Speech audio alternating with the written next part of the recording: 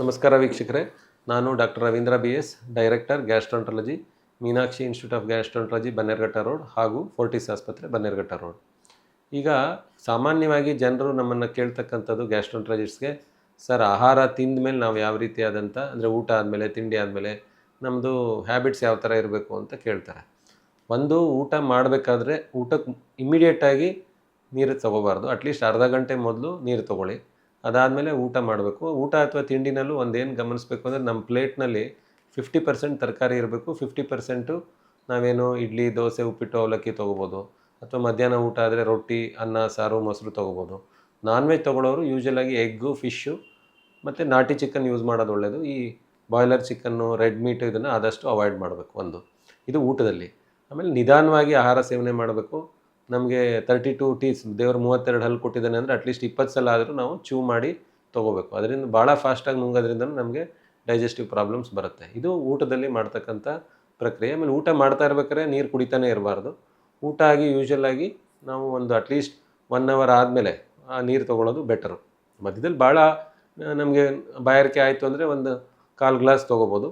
ಮಜ್ಜಿಗೆ ಅಂತೂ ಊಟದ ಜೊತೆಗೆ ತೊಗೋಬೋದು. ಇದು ನಾವು ಊಟ ಮಾಡಬೇಕಾಗಿ ಮಾಡ್ತಕ್ಕಂಥದ್ದು ಇದು.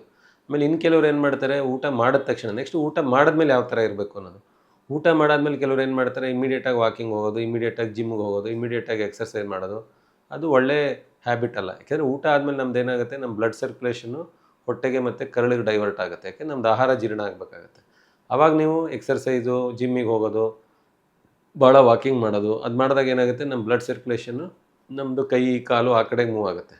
ಅದರಿಂದ ಇಮ್ಮಿಡಿಯೇಟ್ ಆಫ್ಟರ್ ನಮ್ಮದು ಆಹಾರ ಸೇವನೆ ಆದಮೇಲೆ ಇಮಿಡಿಯೇಟಾಗಿ ಜಿಮ್ ಮಾಡೋದು, ಎಕ್ಸರ್ಸೈಸ್ ಮಾಡೋದು ಅಥವಾ ಭಾಳ ವಾಕಿಂಗ್ ಮಾಡೋದು ಅಷ್ಟು ಸಮಂಜಸ ಅಲ್ಲ.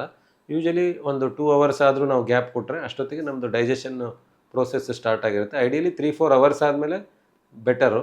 ಇಮಿಡಿಯೇಟ್ಲಿ ಅಟ್ಲೀಸ್ಟ್ 2 ಅವರ್ಸ್ ಆದರೂ 1 to 2 ಅವರ್ಸ್ ಆದರೂ ನಾವು ಗ್ಯಾಪ್ ಕೊಡಬೇಕು. ಅದರಿಂದ ಏನಾಗುತ್ತೆ, ನಮ್ಮ ಬ್ಲಡ್ ಸರ್ಕ್ಯುಲೇಷನ್ನು ಹೊಟ್ಟೆಗಿರುತ್ತೆ, ಕೈ ಕಾಲುಗಳಿಗೆ ಹೋಗೋದಿಲ್ಲ. ಇದು ಒಂದು.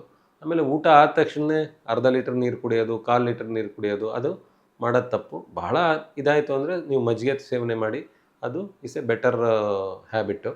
ಇದು ಎರಡನೇ ಒಂದು ಹ್ಯಾಬಿಟ್ನ ನಾವು ಮಾಡ್ಕೋಬೇಕು. ಆಮೇಲೆ ಊಟ ಆದ ತಕ್ಷಣವೇ ಮಲಗಿಬಿಡೋದು, ಇದು ಒಂದು ತಪ್ಪು. ಯಾಕೆಂತಂದರೆ ನೀವು ಸ್ಮಾಲ್ ನ್ಯಾಪ್ ತೊಗೋಬೋದು, ಬಟ್ ಏನಂದರೆ ಊಟ ಆದ ತಕ್ಷಣ ಮಲ್ಕೊಂಡ್ರೆ ಏನಾಗುತ್ತೆ, ನಮ್ಮದು ಫುಡ್ಡು ಸ್ಟಮಕಲ್ಲೇ ಇರುತ್ತೆ. ಎಸ್ಪೆಷಲಿ ಇದು ಆ್ಯಸಿಡಿಟಿ ಪ್ರಾಬ್ಲಮ್ ಇದ್ದವ್ರಿಗೆ ಅದು ಆ್ಯಸಿಡ್ ಮೇಲೆ ಬಂದು ಎದೆ ಉರಿ, ಹುಳಿ ತೇಗು ಈ ಥರ ಬರೋವಂಥ ಸಾಧ್ಯತೆ ಇರುತ್ತೆ. ಅದರಿಂದ ಊಟ ಆದಮೇಲೆ ನಾವೇನು ಮಾಡ್ಬೋದು, ಲೆಫ್ಟ್ ಸೈಡಿಗೆ ಮಲ್ಕೊಂಡು ಒಂದು ಸ್ಮಾಲ್ ನ್ಯಾಪ್ ಮಾಡ್ಕೋಬೋದು. ಬಟ್ ಏನಂದರೆ 5-10 ಮಿನಿಟ್ಸಲ್ಲಿ ನಾವು ಎದ್ದೇಳಬೇಕು. ಅರ್ಧ ಮುಕ್ಕಾಲು ಗಂಟೆ 1 ಅವರು ಅದನ್ನು ಮಾಡೋದು ತಪ್ಪಾಗುತ್ತೆ. ಯಾಕೆಂದರೆ ಅವಾಗ ಏನಾಗುತ್ತೆ, ಆ್ಯಸಿಡ್ ತುಂಬ ಹೊಟ್ಟೆಯಲ್ಲಿ ನಮ್ದು ಇರುತ್ತೆ, ಆ್ಯಸಿಡ್ ಮೇಲೆ ಬರುತ್ತೆ. ಯೂಶಲಾಗಿ ಊಟ ಆದ ತಕ್ಷಣ ನೀವೇನು ಮಾಡಿ, ಕೂತ್ಕೊಳ್ಳಿ, ಟಿ ವಿ ನೋಡಿ, ಅಥವಾ ನೀವೇನಾದ್ರು ಕೆಲಸ ಮಾಡ್ತಾಯಿದ್ದೀರ ಅದು ಮಾಡ್ಬೋದು. ಅದಾದಮೇಲೆ ಒಂದು 1 to 2 ಅವರ್ಸ್ ಆದಮೇಲೆ ವಾಕಿಂಗ್ ಮಾಡಿ ಅಥವಾ ಒಂದು ಸ್ಮಾಲ್ ನ್ಯಾಪು ತೊಗೋಬೋದು.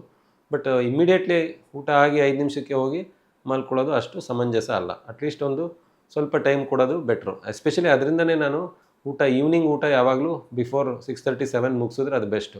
ರಾತ್ರಿ 10, 11, 12 ಗಂಟೆಗೆ ಊಟ ಮಾಡೋದು ತಪ್ಪು. ಯಾಕೆ, ಆ ಟೈಮಲ್ಲಿ ನಮ್ದು ಏನಾಗುತ್ತೆ, ಡೈಜೆಸ್ಟಿವ್ ಸಿಸ್ಟಮು ಸ್ಲೋ ಆಗಿರುತ್ತೆ.